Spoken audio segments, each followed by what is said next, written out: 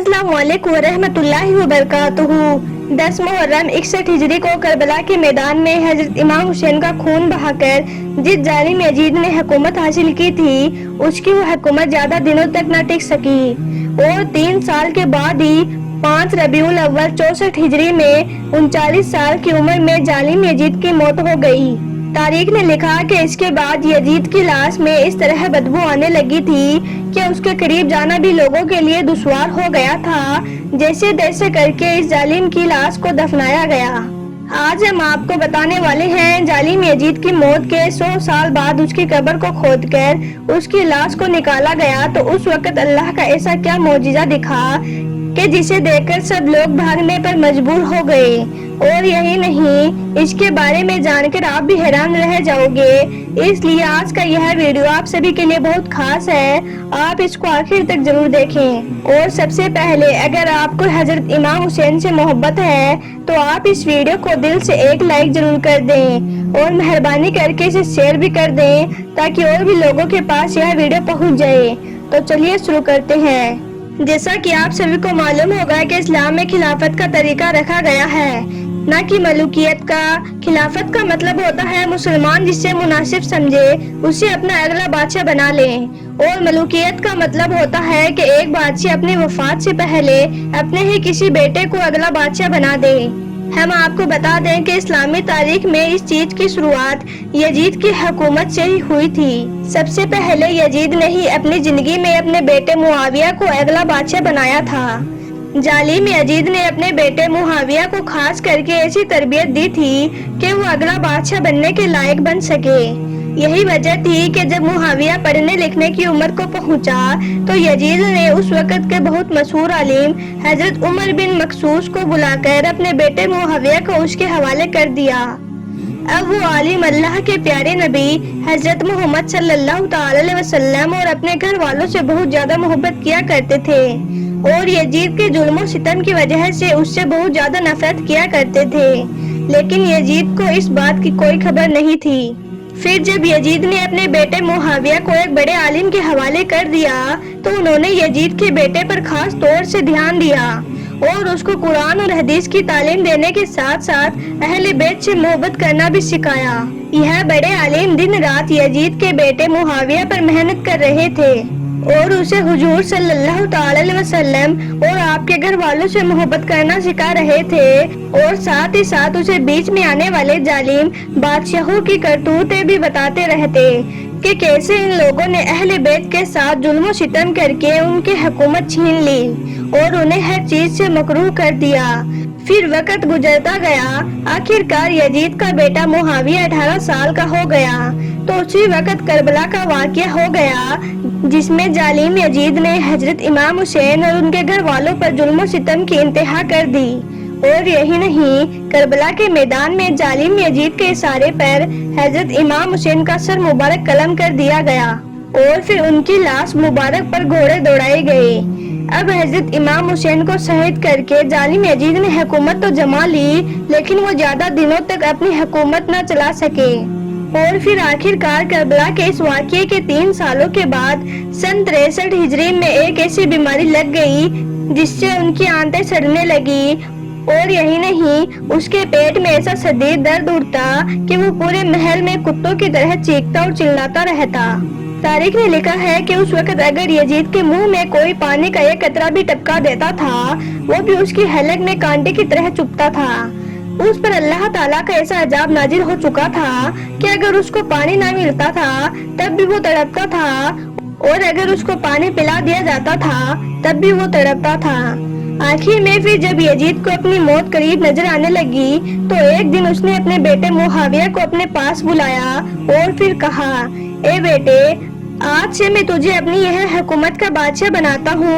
यह सुनकर बेटे मुआविया ने जवाब दिया, लानत हो ऐसी हुकूमत पर जो अहले बैत का सर काट कर बनाई गई हो और लानत हो ऐसी हुकूमत पर जो अल्लाह के प्यारे नबी के घर वालों को जहर देकर कायम की गई हो। मैं तो चाहता हूँ कि यह हुकूमत हजरत ज़ैनुल आबिदीन को सौंप दी जाए।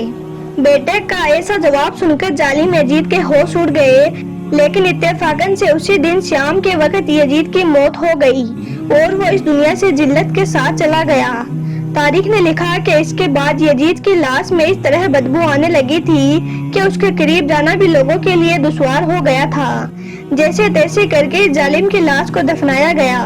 باپ کی موت کے بعد وزیروں کے بہت زیادہ کہنے پر یزید کے بیٹے معاویہ نے 40 دنوں کے لیے حکومت کی باغ ڈور سنبھالی، اور ان 40 دنوں میں اس نے اپنے خاندان والوں کی ان کرتوتوں کا بہت گہرائی سے جائزہ لیا کہ جن میں انہوں نے اہل بیت کے خلاف بڑی بڑی سازشیں کر کے انہیں شہید کر دیا تھا۔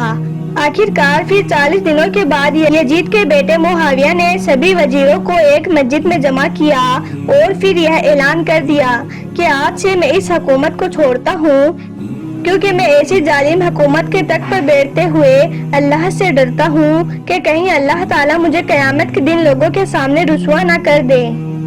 یزید کے بیٹے معاویہ کی ایسی باتیں سن کر مسجد میں موجود سارے لوگ حیران رہ گئے، اور بھی بہت کوشش کی کہ کسی طرح سے معاویہ حکومت کو اپنے ہاتھ میں لے لے، لیکن وہ اس بات کے لیے بالکل راضی نہیں ہوا اور کہنے لگا کہ جس سلطنت پر نواسہ رسول صلی اللہ تعالی علیہ وسلم کا خون لگا ہو، ایسی سلطنت پر میں تھوکتا ہوں، ایسی سلطنت کو میں ڈھکارتا ہوں، خدا مجھے ایسی سلطنت سے ہمیشہ دور رکھیں۔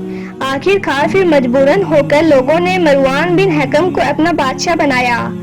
اب مروان جیسے ہی بادشاہ بنا تو اس نے سب سے پہلے معاویہ کے استاد حضرت عمر بن مخصوص کو اپنے دربار میں بلایا اور پھر انہیں بہت سخت سزا دی، اور پھر کہنے لگا کہ تمہاری وجہ سے یزید کا بیٹا معاویہ ہم لوگوں کا دشمن بنا ہوا ہے، تمہاری وجہ سے اس نے یہ حکومت چھوڑی ہے، اس لیے اب تمہیں ایسی سزا دی جائے گی کہ دنیا ہمیشہ یاد رکھے گی۔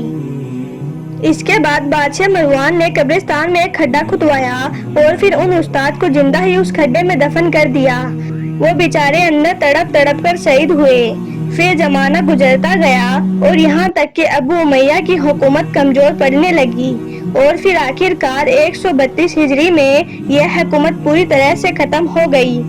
اس کے بعد پھر ابو عباس کی حکومت آئی۔ ابو عباس کا سب سے پہلا بادشاہ ابو جعفر منصور تھا۔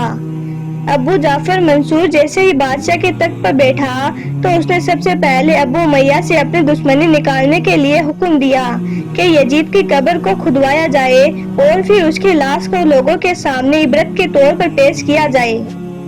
بادشاہ کا حکم پا کر پھر بہت سارے لوگ اس جگہ پر پہنچ گئے جس جگہ 100 سال پہلے ظالم یزید کو دفنایا گیا تھا۔ ان لوگوں کے پاس قبر کھودنے کا سامان بھی تھا۔ اس کے بعد ظالم یزید کی قبر کھولنے کا کام شروع کیا گیا۔ اس طرح سے پھر بادشاہ ابو جعفر منصور کے حکم پر ظالم یزید کی قبر کھود دی گئی، لیکن اب جیسے ہی یزید کی قبر کو کھولا گیا تو اندر یزید کی لاش کا جو انجام ہو رہا تھا اسے دیکھ کر لوگوں کے ہوش اڑ گئے۔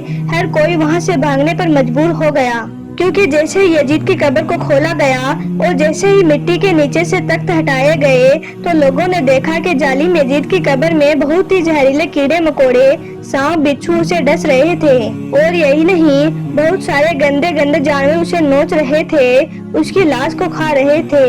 اس کی لاش کو دیکھ کر ایسا لگ رہا تھا جیسے کہ اسے لوہے سے خوب پیٹا گیا ہو۔